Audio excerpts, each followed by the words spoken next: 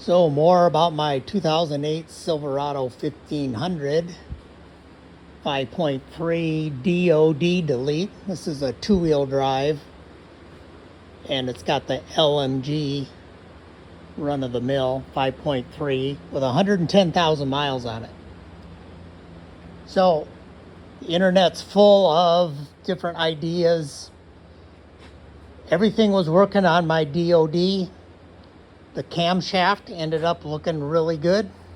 All the lifters looked really good.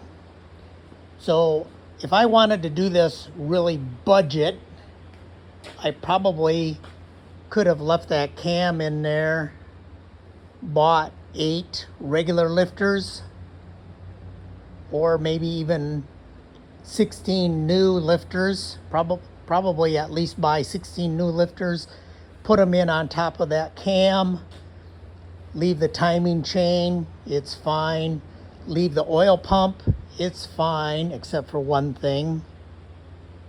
The oil pump for the DOD is a higher volume oil pump. So when the DOD is not working, what do? They put the infamous pop-off valve in the oil pan, under the oil pan. And this sprays oil. You can buy a shield that will direct the oil down into the pan. Otherwise, it sprays oil, and these engines then are known for burning oil because that oil mist gets sucked up into the intake and messes things up on the intake. So part of a full-blown DOD delete would be new cam, new lifters, pull this relief valve out, put a plug in its place. If you're putting a new cam in, it's probably going to be maybe an aftermarket cam like I did. I'm putting in a Summit, what is it, R8727 and 8727R. It's not even a stage 1. It's like a 200 duration 205, which is slightly more than stock, and a higher lift. So the higher lift, the 505 lift, requires LS6 springs, so that's the stock spring that came out of it. My valves were a little, well, I had, my compression was 180 on 5 of the cylinders, and it was 150 on 3 of the cylinders that happened to be DOD cylinders. Coincidental maybe. So I had the heads refurbished. They ground the valves. I was here in Sherwood. Put in new valve stem seals, and then put in the LS6 springs that are good for the 550 lift. So cam, new lifters. Now most of the aftermarket cams are a 3-bolt cam instead of a 1-bolt. So that means you're going to have to at least buy the cam gear. That means you're probably going to buy the whole set.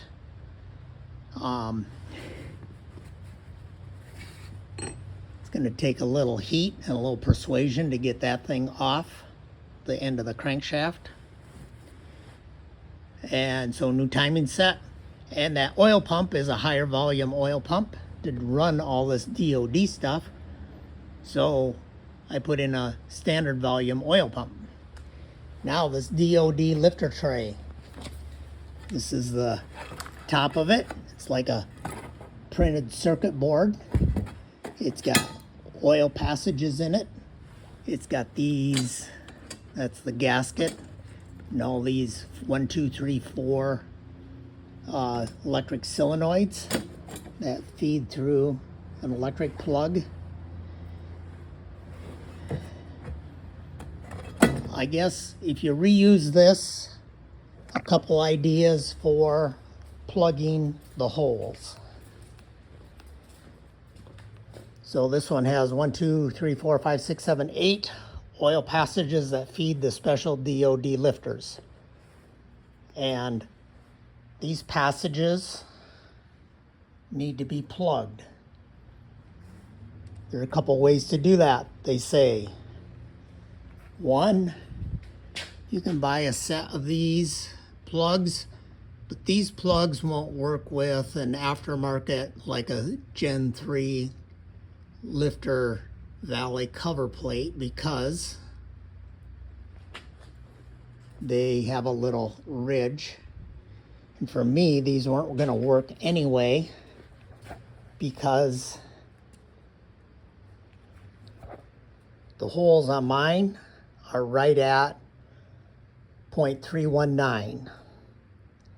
And these things are like 0.317. So they just like drop right in there.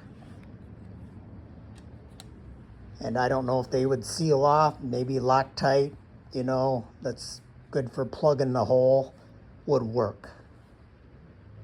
But these won't work with the Summit lifter valve valley cover that I got. So this one here, the bosses here with the O-ring, they stand about right at 0.10 above the plate, and the gasket is about 0.10. So basically the face of that plug pushes down almost tight against the top of the tower. And then this soft O-ring smushes in the groove that's cast in this thing. And this isn't machined. This surface is not machined at all. You can see casting marks. But the gasket makes up for it. So I asked Summit, what about this thing? Should I plug the tower holes? And they're like, yes. If that O-ring leaks, you lose oil pressure and you lose your engine. I'm like, well, that's not a very good design. If I'm going to plug them, well, there's a number of ways to plug them, and I've had fits on figuring out how to plug them. So back to the cheap way to do it would be to maybe tap those holes and put 1/8-inch pipe plugs in. I for one am not going to tap holes and then worry about the cutting from that tapped hole getting down that hole, because at the bottom of that hole is the brand new lifters I've just put in. Well, this thing, one reason it's prone to failure is this is where the oil pressure sender goes, and down in the bottom of that there's this little fine screen filter that if you don't change your oil regularly and everything, you're likely going to have problems. This thing's pretty fine screen. Mine has a hole in it, probably because I jammed a screwdriver in there to get it out of there, pull it out. And if one filter is not bad enough, then inside this thing there are even finer, tiny little filters that go in each of the 4 ports. So the solenoid feeds oil to 2 ports, the intake and exhaust lifter port to activate that lifter or deactivate it. I'm not sure if these solenoids, if they open up and run oil pressure in, that makes the lifter collapse, or if they run pressure in to keep it open, working. I'm not sure which way that works. But I know that when they fail, sometimes they just fail to unlatch and they stay and the valves stay closed when they're supposed to start working and return to 8-cylinder mode. So this is a problem because that's even finer filter and an even tinier hole. So those Chinese made plugs, if you put those in, then there's plenty of room above here, but you better glue them in because that plug can almost like come all the way out into this hole.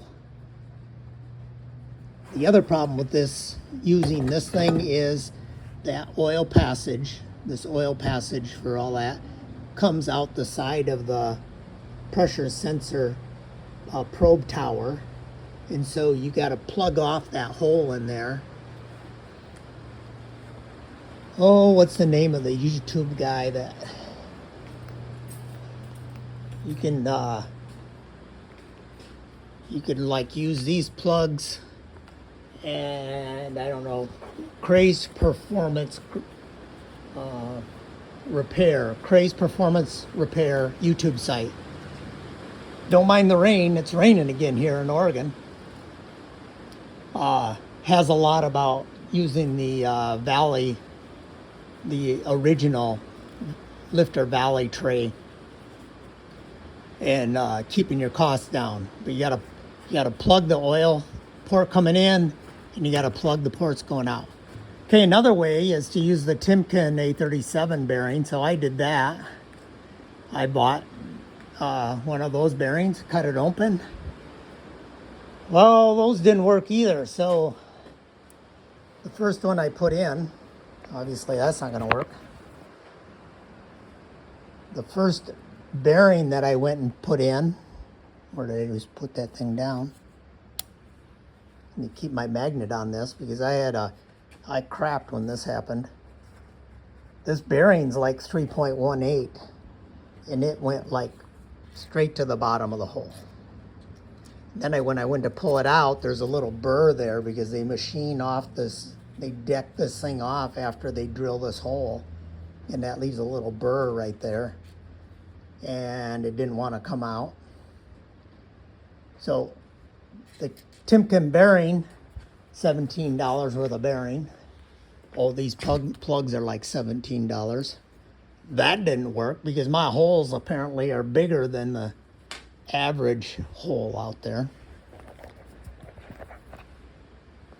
So plan number ABC for me was to machine a bunch of plugs. So I went to George Fox Maker Hub machine shop yesterday. Took 3/8 inch, just standard grade 2 bolt.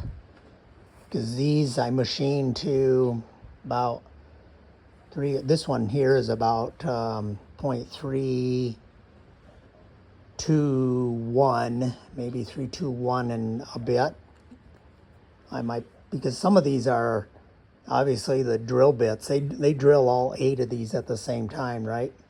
Well, some of them are half a thou or maybe a whole thou bigger. This one's the biggest one. Some of these others are the tightest ones. So this is like a 0.320. And these right here are like 0.319. You can see that one would, I don't know if that one would be interference fit or not. It's, nope. Grab my pants if that thing goes to the bottom of the hole. Remember, the lifter is at the bottom of this hole. Get out of there. So as is usually the case, I get anxious, I get impatient when I'm running the lathe. You know, I'm a concrete and rebar guy, so when I'm doing this kind of fine work, trying to turn these down to the nearest thousandth or a half thou, sometimes I end up overdoing it. Anyway, so I got these. I think they'll go in. I think they're all about 1 thou interference. This one might be 1.5 thou. I don't know. I might put some heat on this tower and pound that thing in there. I hope these pound in without too much difficulty. I'll maybe follow up with a video on that. So I ended up making my own plugs. Backup seal is the $60 Summit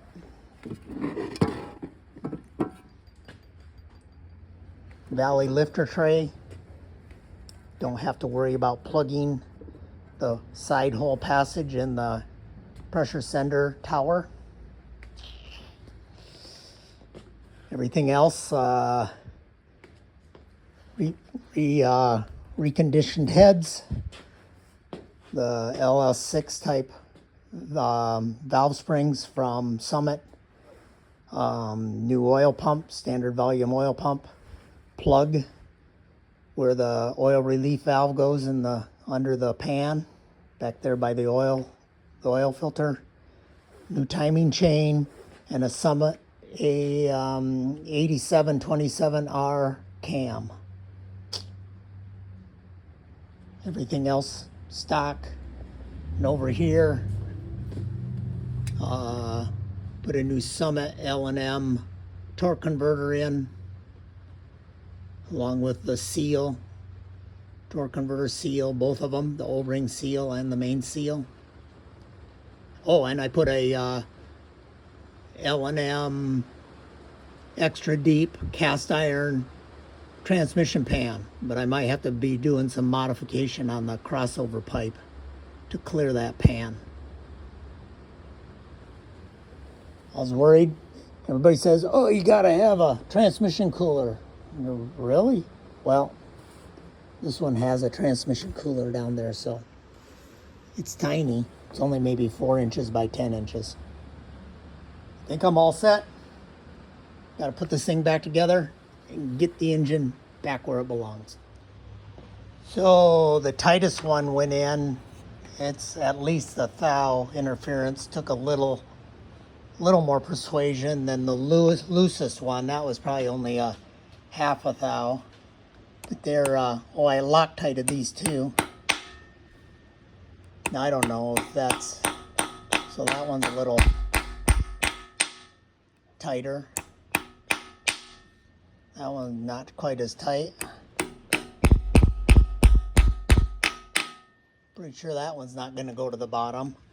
Pretty sure that one, like the loosest one, and that one there, it took a bit to get it in there. I'm pretty sure that's not going to fall to the bottom. That one's a little loose, but I'm sure it's not going to go all the way down. It'd be cool if all of them were about that tight, but it's pretty hard. That's the difference between maybe a half a thou,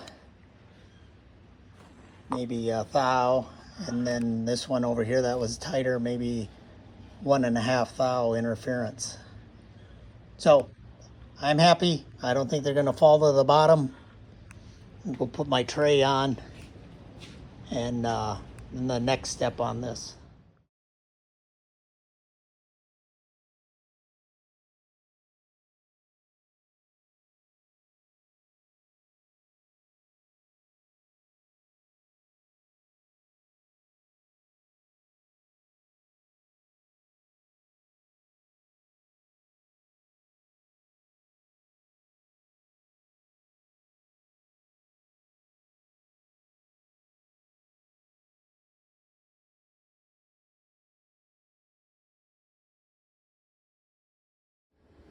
So now that I got everything all ready to go to put it back where it belongs, I'm going to do one last thing and check the compression and make sure I got good oil pressure. So here goes, number 1 cylinder. I'll check oil pressure and then number 1. I'll do it this way.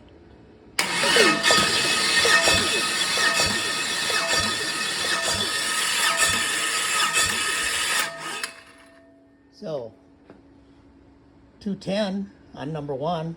That's a lot better than it was. It was like 150 before the head work. So, and good looking oil pressure.